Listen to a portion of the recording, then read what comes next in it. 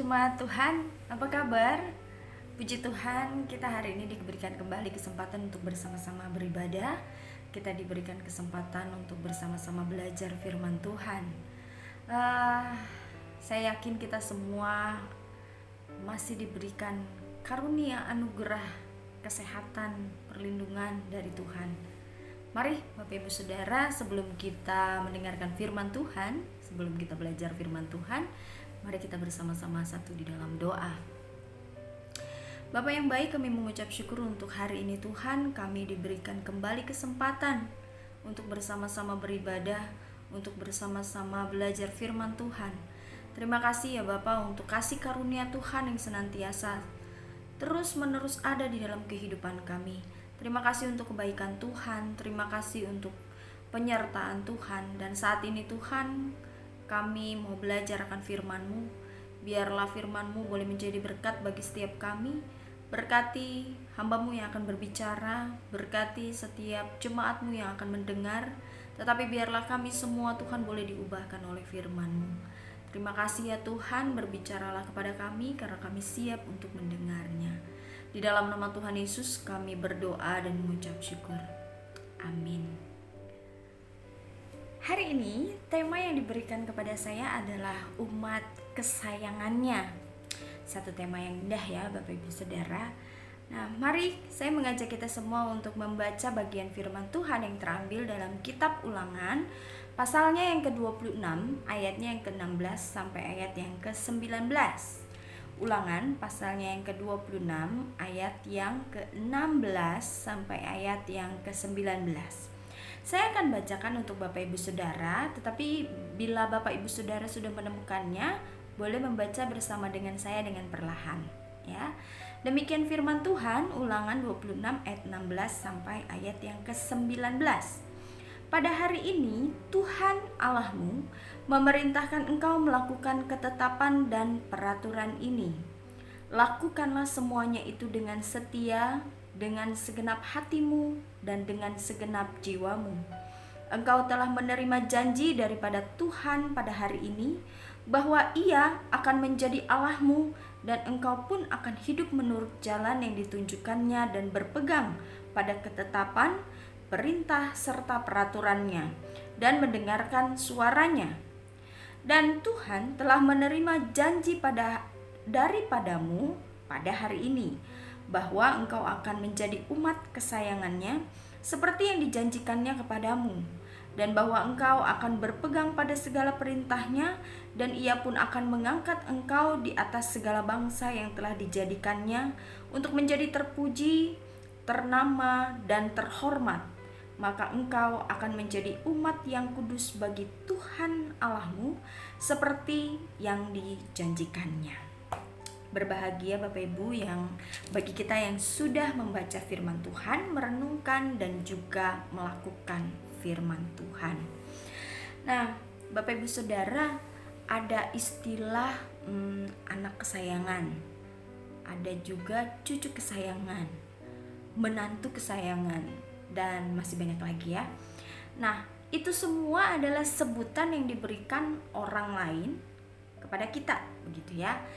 Nah, yang berhak memberikan sebutan itu ya misalnya nih cucu kesayangan, berarti yang berhak memberikan sebutan itu ya neneknya gitu ya. Begitu juga anak kesayangan, ya orang tuanya yang memberikan sebutan atau gelar itu gitu ya. Nah, begitu juga sebutan sebagai umat kesayangan, ini adalah pemberian ya, sebutan atau gelar ini pemberian dari Allah gitu ya. Allah sendiri yang menyebut kita umat kesayangannya. Nah, jemaat yang dikasih Tuhan, bicara soal kesayangan nih ya, maka saya teringat satu atau sebuah nyanyian masa kecil gitu ya, anak-anak.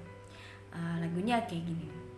Bila ku ingat lelah ayah bunda, bunda piara-piara akan daku, sehingga aku besarlah. Waktuku kecil hidupku amatlah senang, senang dipangku di peluknya, senang dicium, dimanjanya, namanya kesayangan. Ya, lagu yang sering banget kita nyanyikan buat anak kita waktu masih kecil gitu ya.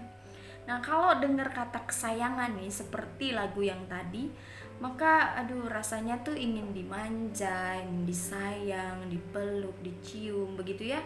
Namanya juga kesayangan gitu ya. Nah, kalau di KBBI nih Bapak Ibu Saudara ya, Kamus Besar Bahasa Indonesia, arti dari kesayangan itu sesuatu. Jadi sesuatu tuh bisa barang, bisa juga peliharaan gitu ya, bisa macam-macam, termasuk bisa orang juga, manusia gitu. Tetapi sesuatu itu atau seseorang yang sangat disayang atau sangat dicintai gitu ya. Jadi kalau umat kesayangan, nah artinya apa nih gitu ya? Ya kalau secara KBBI sih bisa diartikan bahwa umat kesayangan itu adalah umat atau orang-orang yang sangat dicintai dan sangat disayangi oleh Allah, spesial gitu ya bagi Allah. Nah kalau dalam bahasa aslinya ya, di sana umat kesayangan itu bisa diartikan sebagai harta karun Bapak Ibu Saudara ya, harta kesayangan gitu ya, milik ya, milik Allah. Jadi bisa diartikan kita ini milik Allah yang sangat berharga gitu ya, berharga sekali. Nah kalau udah begini Bapak Ibu Saudara ya, udah sepatutnya kita bahagia ya jadi harta atau umat kesayangan Allah. Nah Bapak Ibu Saudara, sebenarnya gelar kesayangan itu mengemban tanggung jawab yang besar ya, apalagi kalau yang memberikannya itu bukan orang biasa. Dan gelar umat kesayangan ini juga yang memberikan bukan orang biasa, tetapi Allah sendiri ya. Tentu ini bukan sekedar sebutan iseng ya, sebutan biasa tanpa makna yang diberikan oleh Allah, tetapi ada maksud dan tujuan saat Allah menyebut kita umat kesayangan ya. Dan semua maksud dan tujuan akan terlihat saat kita mengerti akan makna sesungguhnya dari menjadi umat kesayangan Allah. Nah, dari bagian firman Tuhan yang akan kita pelajari hari ini Bapak Ibu Saudara, sedikitnya ada 2 hal yang bisa kita pelajari ya mengenai arti menjadi umat kesayangan Allah. Ada 2 hal ya. Yang pertama adalah umat kesayangan Allah adalah umat yang hidup merefleksikan kesetiaan janji. Ya, merefleksikan kesetiaan janji. Mari Bapak Ibu Saudara, saya mengajak kita semua untuk kembali melihat di dalam ayatnya yang ke-17 dan ayat ke-18 dari Ulangan 26 yang tadi kita sudah baca. Ayat 17 sampai ayat yang ke-18.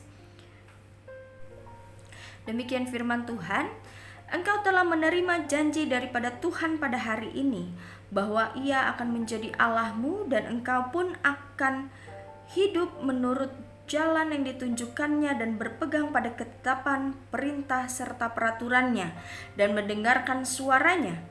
Dan Tuhan telah menerima janji daripadamu pada hari ini, bahwa engkau akan menjadi umat kesayangannya seperti yang dijanjikannya kepadamu, dan bahwa engkau akan berpegang pada segala perintahnya. Jemaat yang dikasih Tuhan, pada masa kini sulit bagi kita memaknai dengan benar sebuah janji. Mengapa demikian Bapak Ibu Saudara? Karena janji pada masa kini ya bisa dibilang tuh tidak memiliki ikatan yang sangat kuat gitu ya. Manusia dengan mudahnya mengingkari janji. Mulai dari janji yang hanya diucapkan secara sederhana begitu ya, sampai kepada janji di hadapan lembaga atau pemerintahan. Manusia tanpa takut dan gentar dapat mengingkari janjinya. Nah, keadaan seperti ini justru membuat manusia masa kini ya, termasuk kita, sulit untuk memahami dengan benar makna janji yang sesungguhnya. Nah, yang Allah ajarkan kepada kita ya, yang Allah ajarkan kepada kita adalah janji yang berbeda dengan apa yang kita maknai selama ini, Bapak Ibu Saudara. Nah, janji covenant, ya, janji antara Allah dan juga umatnya yang dibuat di atas Gunung Sinai pada saat itu dengan bangsa Israel, dilatar belakangi dengan konsep perjanjian pada saat itu, gitu ya, di mana ikatan perjanjian itu sangat kuat, tidak bisa dibatalkan oleh salah satu pihak dengan mudah, apalagi dengan sembarangan, gitu ya. Nah, konsep perjanjian pada saat itu adalah seperti konsep kontrak layaknya seorang tuan dengan seorang budak, begitu ya, pada saat itu. Nah, saat perjanjian dibuat, sang tuan akan menjamin kehidupan sang budak. Namun, sang budak juga berjanji untuk hidup terikat dengan sang tuan, melakukan semua dan apapun yang diinginkan dikehendaki oleh sang tuan. Ya, jadi sang budak ini yang sudah terikat pada perjanjian tidak bisa sembarangan melanggar perjanjian. Begitu juga sang tuan, gitu ya. Keduanya harus berpegang pada janji yang sudah dibuat. Nah, Allah mengambil konsep ini, ya, tetapi Allah tidak menjadikan kita budak, ya, melainkan umat kesayangannya, ya, harta kesayangannya, miliknya yang berharga. Nah, janji yang Allah buat adalah janji yang tidak mungkin diingkari, karena Allah adalah Allah yang setia pada perjanjiannya. Nah, lalu bagaimana dengan kita, Bapak Ibu Saudara? Sesuai perjanjian, kita pun harus setia pada perjanjian itu. Nah, pertanyaan selanjutnya adalah, janji apa sih? Memangnya saya ada buat janji apa sama Tuhan, gitu ya? Perasaan gak ada deh. Ups. Oke, kita sama-sama perhatikan. Saat kita mengikrarkan diri sebagai pengikut Kristus, ya, kita dibaptis, kita bersedia menjadi murid Kristus. Saat itulah kita ada di dalam perjanjian. Ya, bukankah Yesus berkata bahwa inilah tubuhku yang dipecah-pecahkan bagimu, inilah darahku yang dicurahkan bagi pengampunan dosamu. Terimalah ini sebagai peringatan dan perjanjian baru, menjadi peringatan akan aku. Bapak Ibu Saudara, di sini Allah menekankan kembali tentang sebuah perjanjian, ya, perjanjian. Dan perjanjian bukan hanya untuk orang Yahudi atau bangsa Israel yang dulu mengikat perjanjian dengan Allah, tetapi juga dengan semua orang yang ada di dalam Kristus. Ya, ketika kita ada di dalam Kristus, kita adalah umat perjanjian. Umat perjanjian bersama dengan Allah. Jadi, ya, kita ini tidak hanya orang, ya, tidak hanya orang yang beragama Kristen, Bapak Ibu Saudara, melainkan orang-orang yang adalah umat kesayangan Allah yang ada di dalam perjanjian, ikatan perjanjian. Nah, kalau ditanya janji apa, gitu ya, tentunya janji untuk hidup menurut jalan yang ditunjukkan Allah, seperti yang ditulis di ayat 17, gitu ya. Janji untuk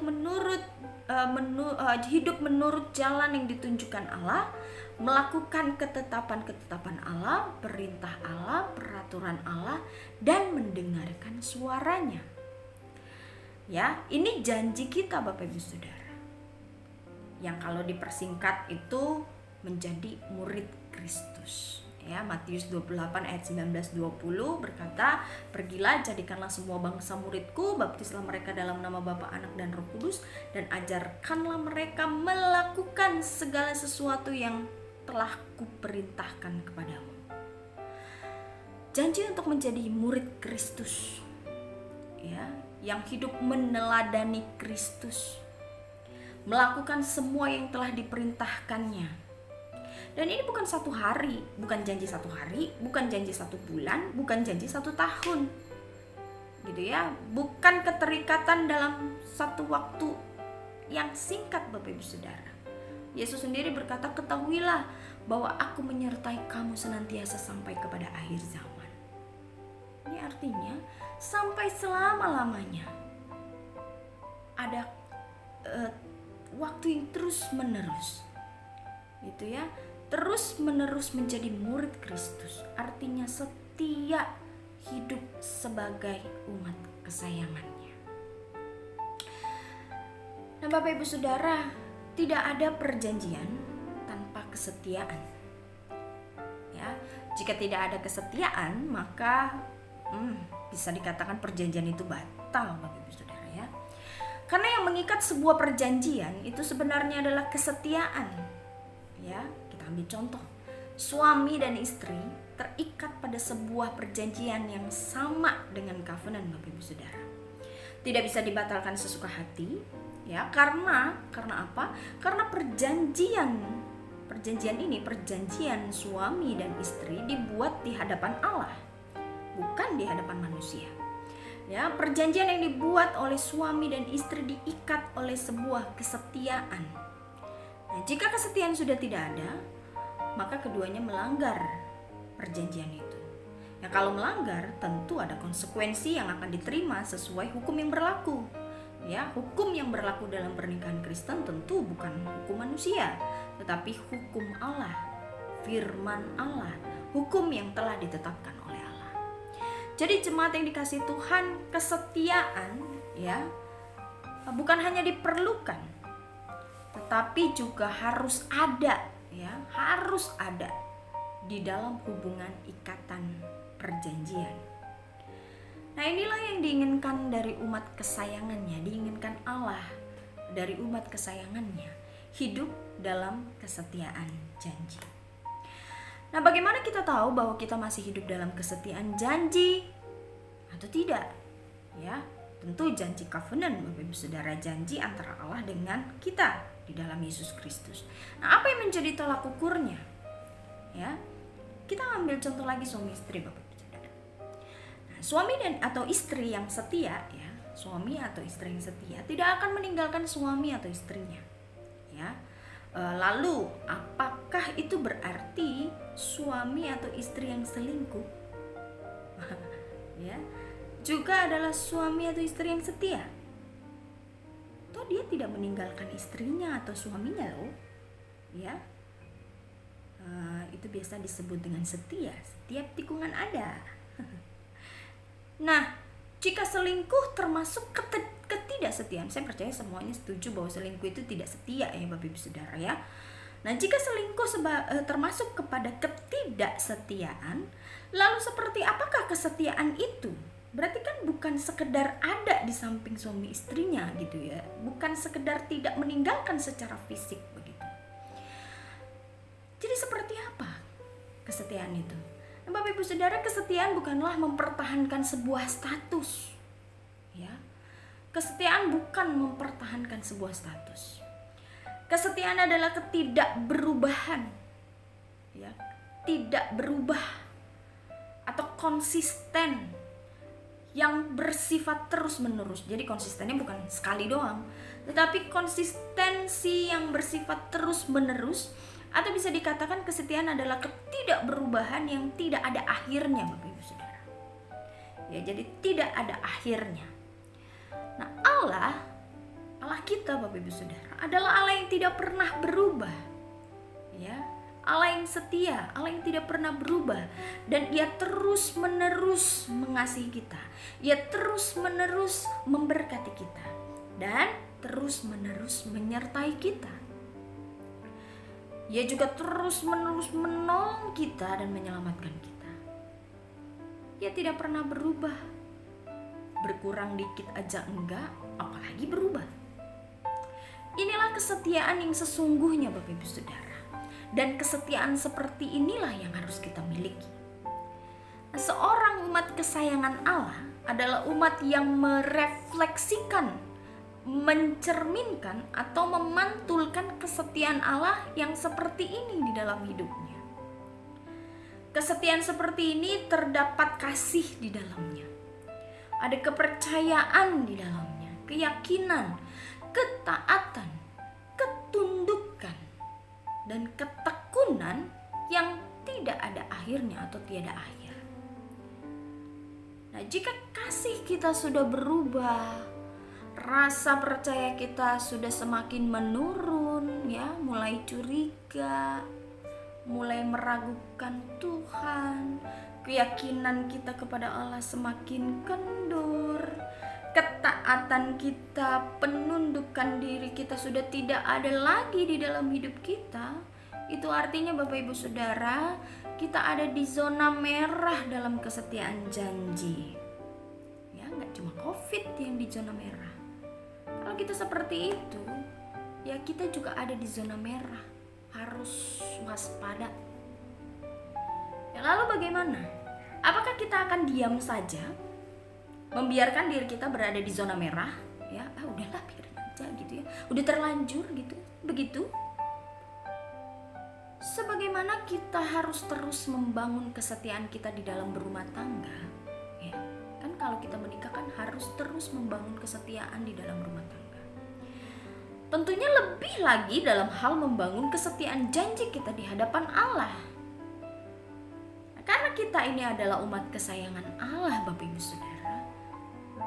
Yuk mari kita hidup dalam kesetiaan janji kita di hadapan Allah. Bukan dengan kesetiaan sebagai manusia berdosa, ya, kesetiaan seperti yang manusia pada umumnya gitu ya, tetapi menggunakan kesetiaan yang dianugerahkan Allah kepada kita, yakni kesetiaan Allah itu sendiri.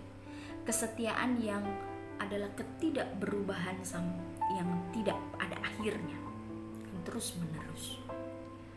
Ya, kita terus mengasihi Allah, terus melakukan kehendaknya, terus Bapak Ibu Saudara, terus ya, terus melakukan perintahnya, peraturannya, ketetapannya, terus dengarkan Dia, jangan berpaling pada yang lain, jangan berubah kasih kita kepada Allah. Hiduplah dalam kesetiaan janji. Inilah arti menjadi umat kesayangannya Bapak Ibu Saudara. Umat yang merefleksikan kesetiaan janji, yang hidupnya tidak berubah, kasihnya tidak berubah, terus menerus ada di dalam janji, ya, terus menerus melakukan firman Tuhan. Nah Bapak Ibu Saudara, yang kedua, menjadi umat kesayangan Allah selain merefleksikan kesetiaan janji Allah, ya, juga merefleksikan kekudusan. Ya, merefleksikan kekudusan. Mari saya mengajak kita semua membaca kembali bagian firman Tuhan di ayat yang ke-19. Ya, ayatnya yang ke-19. Demikian firman Tuhan, dan Ia pun akan mengangkat engkau di atas segala bangsa yang telah dijadikannya untuk menjadi terpuji, ternama, dan terhormat. Maka engkau akan menjadi umat yang kudus bagi Tuhan Allahmu seperti yang dijanjikannya. Jemaat yang dikasihi Tuhan, kita dipilih oleh Allah bukan untuk hidup seenaknya. Ya, kita dipilih dari segala bangsa, ya, dari berbagai umat untuk menjadi umat kesayangannya, umat yang kudus bagi Allah. Ya, jadi bukan untuk hidup seenaknya. Nah, saya juga mau mengajak kita semua untuk melihat bagian firman Tuhan yang lain di dalam kitab Ulangan, masih di dalam kitab Ulangan Bapak Ibu Saudara, ya. Kitab Ulangan pasal yang ke-7 ayatnya yang ke-6. Ulangan pasalnya yang ke-7 ayatnya yang ke-6. Demikian firman Tuhan, sebab engkaulah umat yang kudus bagi Tuhan Allahmu. Engkaulah yang dipilih oleh Tuhan Allahmu dari segala bangsa di atas muka bumi untuk menjadi umat kesayangannya.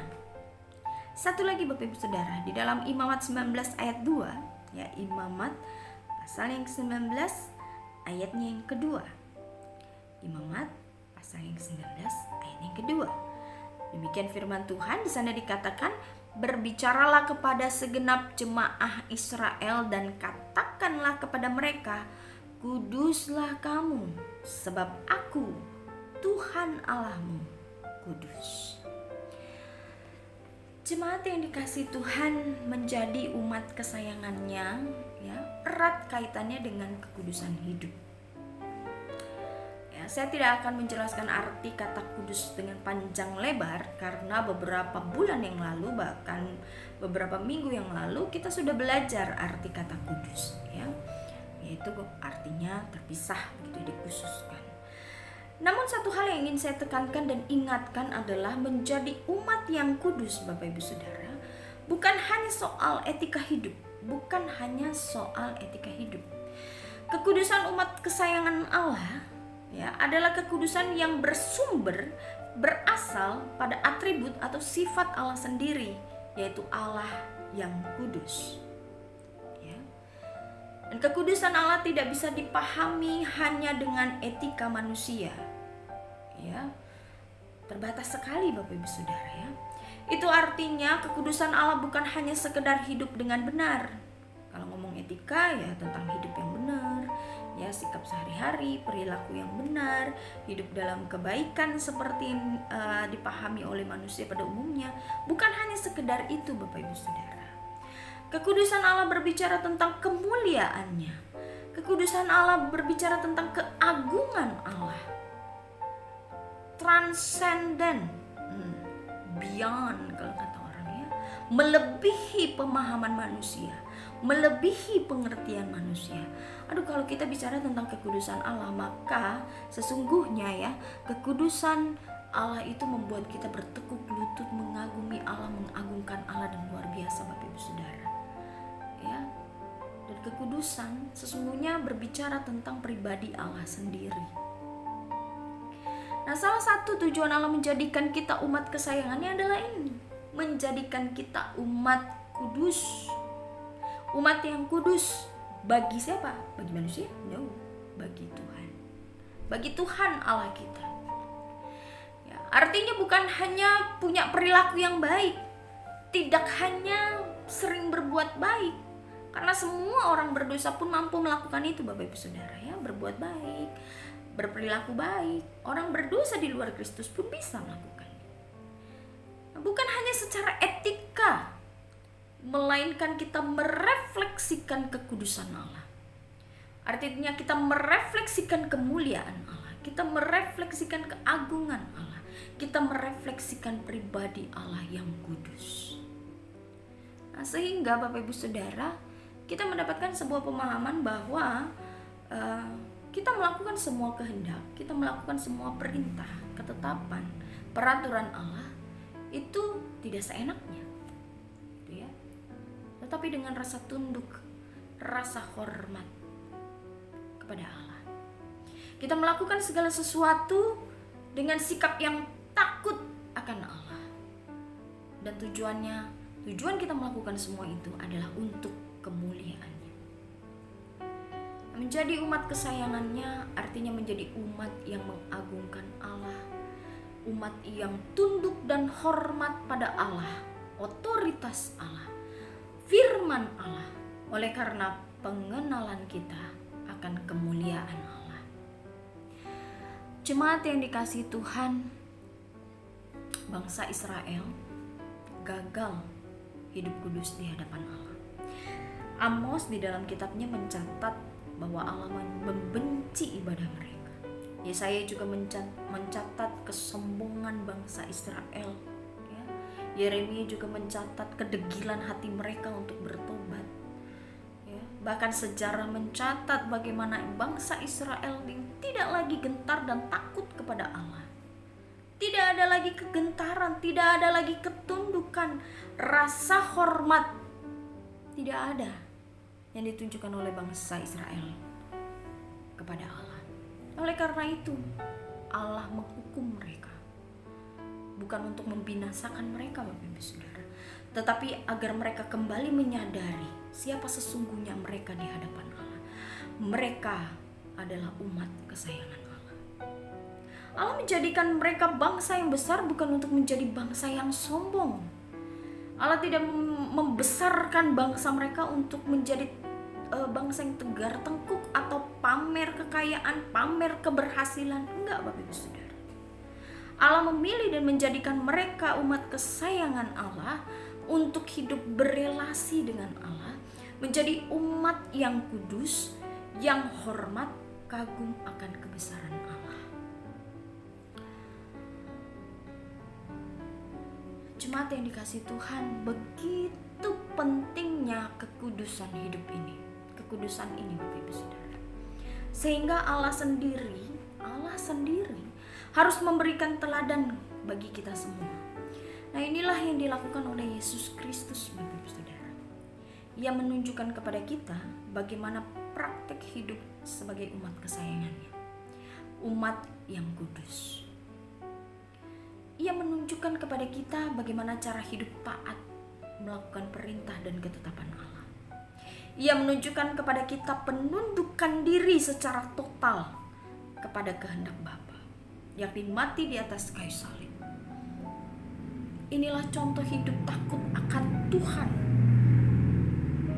Hidup gentar karena pengenalan akan Allah yang kudus.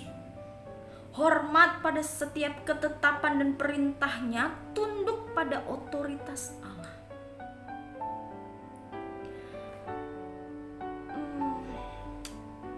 Bapak Ibu Saudara, saya jadi teringat tulisan di bungkus rokok. Di bungkus rokok itu tertulis merokok dapat menyebabkan kanker, serangan jantung, hipertensi, dan gangguan kehamilan dan janin. Ada juga yang tertulis bahkan rokok dapat membunuh. Saya lihat di internet juga ada yang menampilkan gambar-gambar penyakit gitu ya, seperti penyakit kanker mulut, laring atau faring, saya lupa, paru-paru dan sebagainya. Namun bagi seorang perokok adiktif gitu ya, pecandu rokok, itu hanyalah sebuah gambar ya, tidak ada rasa gentar, takut waktu melihat itu, nggak ada, Bapak Ibu Saudara ya. Nah, terhadap firman Tuhan, Bapak Ibu Saudara, seringkali kita juga demikian, bukan? Tidak ada kegentaran, tidak ada takut akan Allah saat kita membaca firman Tuhan. Itulah yang membuat kita terus-menerus melanggar apa yang Tuhan sudah tetapkan dan perintahkan. Orang lebih suka membaca buku ramalan, mendengarkan suara motivator. Orang lebih suka melakukan apa yang orang lebih suka melakukan apa yang ia inginkan. Tak peduli lagi apa kata firman Tuhan, nggak peduli lagi apakah Allah suka atau enggak. Mereka lebih senang mendengarkan apa kata manusia. Kalau manusia bilang baik ya baik, kalau manusia bilang buruk ya buruk, kalau manusia bilang wah ya wah gitu. Udah nggak mau dengar lagi suara Tuhan. Yang lebih penting adalah bagaimana pendapat manusia. Orang lebih takut jatuh miskin dibandingkan hidup benar di hadapan Tuhan. Lebih takut dihina dan direndahkan orang dibandingkan malah dibenci oleh Allah. Nggak heran, banyak orang Kristen kini jarang ke gereja. Banyak orang Kristen yang bercerai, ngedugem, pergaulan bebas, korupsi, LGBT, dan lain sebagainya. Karena apa, Bapak Ibu Saudara? Karena firman Tuhan bukan lagi sesuatu yang menggetarkan hati mereka. Firman Tuhan, otoritas Allah seakan-akan tidak ada lagi dalam hidup mereka. Dan apakah itu menggambarkan sebagai umat kesayangan Allah? Tentu enggak. Nah, pertanyaannya, bagaimana dengan kita, Bapak Ibu Saudara? Apakah kita juga sama? Apakah kita memiliki rasa takut dan gentar sehingga tidak ada satu perintah pun atau satu ketetapan Allah pun yang kita langgar? Karena kita takut akan Allah, kita lakukan semua itu. Karena kita menyadari siapa Allah kita. Atau sebaliknya, kita lebih takut untuk melanggar apa kata dunia.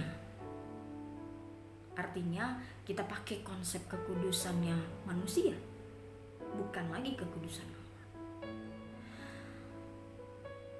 Bapak Ibu Saudara, apa yang akan kita katakan ketika kita melihat seorang anak kecil mencuri? Atau melihat seorang anak kecil melanggar peraturan yang sudah ditetapkan? Banyak dari kita yang akan mengatakan siapa sih orang tuanya ya, atau orang tuanya nggak ngajarin apa ya, atau nggak berbicara ya, tanpa bicara tetapi mulai membayangkan dan berpikir membayangkan seperti apa orang tuanya gitu ya, karena melihat anaknya seperti ini. Nah, yang saya mau katakan adalah hidup seorang anak itu merefleksikan siapa orang tuanya. Demikian pula kita, Bapak Ibu Saudara, sebagai umat kesayangan Allah, kita juga merefleksikan siapa Allah kita. Nah, kebenarannya adalah apapun yang kita lakukan, apapun yang kita lakukan sebagai umat kesayangannya haruslah merefleksikan kekudusan Allah. Ya, kalau kita berpikir kekudusan Allah, maka harus ada rasa gentar, takut, tapi bukan takut yang negatif Bapak Ibu Saudara ya, tetapi takut dan gentar karena menyadari kebesaran Allah, kekudusan Allah. Ya, tidak ada lagi rasa ingin melanggar karena kita tahu, kita mengenal siapa Allah kita, Allah yang kudus. Ya. Sebagai umat kesayangannya Bapak Ibu Saudara, sudah sepatutnya kita merefleksikan kekudusan di dalam kehidupan kita. Bukan kekudusan manusia. Bukan kekudusan dengan pemahaman kita sebagai manusia berdosa, tetapi kekudusan Allah. Dengan cara apa Bapak Ibu Saudara? Dengan cara melakukan setiap perintah, ketetapan, peraturan Allah, firman Allah dengan rasa takut akan Tuhan. Jangan ditambah, jangan dikurang, jangan dihilangin. Apa yang sudah ditetapkan oleh Allah, lakukan itu tanpa berbantah. Selain itu, mari Bapak Ibu Saudara kita beribadah kepada Tuhan dengan penuh kekudusan. Ya, kita beribadah, kita harus menyadari bahwa saat kita beribadah kita perlu kekudusan. Kita mau menghadap Allah. Dengan cara apa lagi Bapak Ibu Saudara? Dengan cara dengarkan suaranya, baca firman Tuhan, berdoa, bangun hubungan dengan Tuhan. Ya, dengarkan Dia. Baik itu teguran ataupun nasihat, lakukan itu. Lakukan dengan sikap tunduk dan hormat kepada Allah. Mari Bapak Ibu Saudara, kita lakukan semua itu bukan untuk apa-apa, tetapi satu tujuannya, untuk kemuliaan Allah kita yang kudus. Jadi Bapak Ibu Saudara, Allah sudah memilih dan menjadikan kita umat kesayangannya. Itu adalah hak istimewa. Allah menjadikan kita umat kesayangannya adalah agar kita bisa merefleksikan kesetiaan janji Allah dan juga kekudusan yang adalah kekudusan Allah. Ya. Ingatlah terus Bapak Ibu Saudara, ingatlah terus akan hal ini, bahwa Anda dan saya adalah harta kesayangan Allah, umat kesayangan Allah. Janganlah kita hidup seperti batu kerikil kalau kita ini adalah sebuah permata. Ya, kalau kita adalah sebuah permata, jadilah permata yang indah meski ada di tengah kerikil. Jadilah umat kesayangan Allah yang sungguh berharga. Refleksikan atau cerminkan kesetiaan dan kekudusan Allah di tengah dunia ini, sehingga kemuliaan Allah nyata dalam kehidupan kita. Amin Bapak Ibu Saudara. Kiranya firman Tuhan hari ini boleh menjadi berkat buat kita semua, mengingatkan kita akan satu janji yang indah, janji yang menjadikan kita umat kesayangan Allah. Dan biarlah janji ini, firman Tuhan ini juga menguatkan kita untuk kita terus hidup di dalam kesetiaan dan kekudusan yang benar sebagai umat yang kudus bagi Allah. Mari Bapak Ibu Saudara, kita bersama-sama berdoa. Bapa yang baik, kami mengucap syukur ya Tuhan, karena kami mendapatkan anugerah kasih karunia Allah. Engkau menjadikan kami umat kesayangan-Mu Tuhan. Siapakah kami ini ya Tuhan? Manusia yang berdosa. Tetapi Engkau menjadikan kami berharga. Engkau menjadikan kami umat kesayangan-Mu. Biarlah Tuhan ini boleh terus mengingatkan kami, menyadarkan kami bahwa kami adalah umat kesayangan-Mu. Kami punya tanggung jawab, kami punya panggilan yang luar biasa untuk kami menghidupi hidup sebagai gambar dan rupa Engkau Tuhan. merefleksikan kesetiaan-Mu dalam kehidupan kami, merefleksikan kekudusan-Mu dalam kehidupan kami sehari-hari. Roh Kudus, bantu kami untuk melakukan firman ini. Biarlah kami boleh setia terus memegang perjanjian Allah, melakukan setiap ketetapan bahkan firman Allah dengan setia, bahkan di hadapan Allah yang kudus. Dengan kekudusan kami melakukan segala sesuatu, dan segala sesuatu itu kami lakukan hanya untuk kemuliaan nama Tuhan. Terima kasih ya Bapa, hamba-Mu sudah berhenti berbicara, tetapi Roh Kudus-Mu kiranya terus mengajarkan umat-Mu, memperlengkapi umat-Mu, bahkan menguatkan umat-Mu, memampukan kami semua untuk bersama-sama bertumbuh sebagai umat Tuhan yang segambar dan serupa dengan Allah. Terima kasih ya Tuhan, berkati jemaat-Mu yang sudah mendengarkan firman Tuhan, berkati hamba-Mu yang sudah menyampaikan firman Tuhan. Ubahkan hidup kami ya Tuhan, sesuai dengan kehendak Tuhan. Terima kasih Bapa, ini adalah doa kami, ini adalah permohonan kami, ini adalah ucapan syukur kami. Semuanya kami naikkan di dalam nama Tuhan kami, Juru Selamat kami yang hidup, Tuhan Yesus Kristus. Amin. Shalom, selamat hari Minggu. Tuhan Yesus memberkati kita semua.